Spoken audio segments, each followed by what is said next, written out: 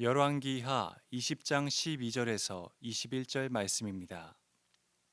그때 발라단의 아들 바벨론의 왕 브로닥 발라단이 히스기야가 병들었다 함을 듣고 편지와 예물을 그에게 보낸지라. 히스기야가 사자들의 말을 듣고 자기 보물고의 금은과 향품과 보배로운 기름과 그의 군기고와 창고의 모든 것을 다 사자들에게 보였는데 왕궁과 그의 나라 안에 있는 모든 것 중에서 히스기야가 그에게 보이지 아니한 것이 없더라. 선지자 이사야가 히스기야 왕에게 나와 그에게 이르되 이 사람들이 무슨 말을 하였으며 어디서부터 왕에게 왔나이까? 히스기야가 이르되 먼 지방 바벨론에서 왔나이다 하니 이사야가 이르되 그들이 왕궁에서 무엇을 보았나이까 하니 히스기야가 대답하되 내 궁에 있는 것을 그들이 다 보았나니 나의 창고에서 하나도 보이지 아니한 것이 없나이다 하더라. 이사야가 히스기야에게 이르되 여호와의 말씀을 들으소서. 여호와의 말씀이 날이 이르리니 왕궁의 모든 것과 왕의 조상들이 오늘까지 쌓아두었던 것이 바벨론으로 옮긴 바 되고 하나도 남지 아니할 것이요 또 왕의 몸에서 날 아들 중에서 사로잡혀 바벨론 왕궁의 환관이 되리라 하셨나이다 하니 히스기야가 이사야에게 이르되 당신이 전한 바 여호와의 말씀이 선하니이다 하고 또 이르되 만일 내가 사는 날에 태평과 진실이 있을진데 어찌 선하지 아니하리요 하니라. 히스기야의 남은 사적과 그의 모든 업적과 저수지와 수도를 만들어 물을 성 안으로 끌어들인 일은 유다 왕 역대 지략에 기록되지 아니하였느냐. 히스기야가 그의 조상들과 함께 자고 그의 아들 므낫세가 대신하여 왕이 되니라. 아멘. 주님의 교회 성도님들, 주 안에서 행복하시고 성령 충만한 삶 되시기를 간절히 바랍니다. 히스기야는 하나님의 은혜로 15년이라고 하는 세월의 생명의 연장을 받았습니다. 하나님은 히스기야에게 놀라운 은혜들을 부어 주셨습니다. 오늘 말씀 가운데 우리 함께 그 이후에 히스기야가 어떠한 삶으로 나아갔는지 함께 살펴보기 원합니다. 우리 12절과 13절 말씀입니다. 그때 발라단의 아들 바벨론의 왕 브로닥 발라단이 히스기야가 병들었다 함을 듣고 편지와 예물을 그에게 보낸지라. 히스기야가 사자들의 말을 듣고 자기 보물고와 금은과 향품과 보배로운 기름과 그의 군기고와 창고의 모든 것을 다 사자들에게 보였는데 왕궁과 그의 나라 안에 있는 모든 것 중에서 히스기야가 그에게 보이지 아니한 것이 없더라. 히스기야가 죽을 병에 걸렸다가 살아났다라고 하는 소식을 바벨론 사람들이 듣게 되었습니다. 바벨론의 왕 브로닥 발라단은 히스기야에게 예물을 보내었습니다. 그런데 히스기야는 사자들의 이야기를 듣고 기분이 좋아서인지 모르지만 자신이 갖고 있는 모든 보물창고와 군기고와 무기고를 다 전부 보여주었습니다. 성경은 히스기야가 보여주지 않은 것이 하나도 없다고 말씀합니다. 아마 히스기야는 자신의 병이 치료되고 부강한 나라가 된 것이 마치 자신의 노력과 자신의 덕으로 그렇게 된 것인 양 바벨론의 사자들에게 자랑하고 있는 모습처럼 보여지고 있습니다. 히스기야는 병들었을 때 하나님을 향한 간절한 기도를 이미 잊은 듯해 보입니다.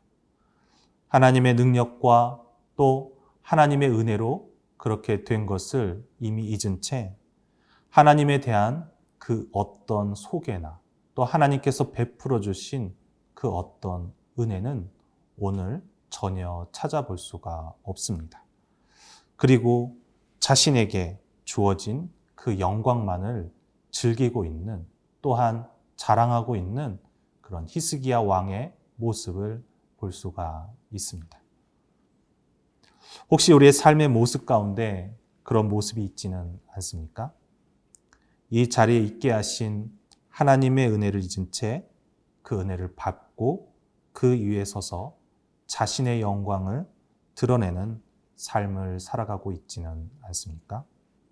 그런 히스기야에게 하나님은 이사야를 통해서 히스기야의 행동이 교만한 것이고 또한 그것이 하나님 앞에서 죄임을 오늘 말씀해 주고 있습니다.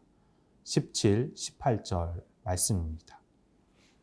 여호와의 말씀이 날이 이르리니 왕궁의 모든 것과 왕의 조상들이 오늘까지 쌓아두었던 것이 바벨론으로 옮긴 바 되고 하나도 남지 아니할 것이요 또 왕의 몸에서 날 아들 중에서 사로잡혀 바벨론 왕궁의 환관이 되리라 하셨나이다 하니 어쩌면 히스기야에게 내려진 벌이 과하다라는 생각이 들 수도 있을지 모르겠습니다. 하나님이 주신 축복을 자랑하고 나누는 것뿐인데 나라가 멸망하는 심판이 과하다라는 생각이 들지는 않습니까? 사실 히스기야에게 찾아온 바벨론의 사자들은 히스기야가 병에 걸려 나았기 때문에 그를 높이고 또 조공을 드리기 위해서 찾아온 것이 아닙니다. 바벨론의 사자들은 유다가 아스돗과 함께 연합해서 아수르를 견제해 주면서 아수르의 반란에 자신들과 함께 동참해 줄 것을 요청하기 위해서 찾아왔던 것입니다. 그런데도 히스기야는 자신을 과시하며 유다가 갖고 있던 모든 경제력과 전투력을 다 보여준 것입니다.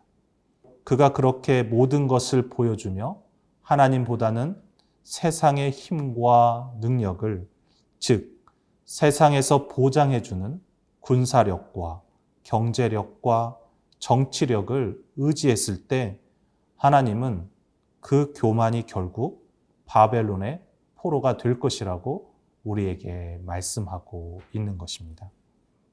하나님을 의지하지 않고 자신을 믿고 세상의 방법과 이치로 또 세상이 주는 가치들을 신뢰하며 살아가는 죄가 하나님 앞에서 얼마나 큰 죄인지 우리가 생각해 볼 수가 있겠습니다.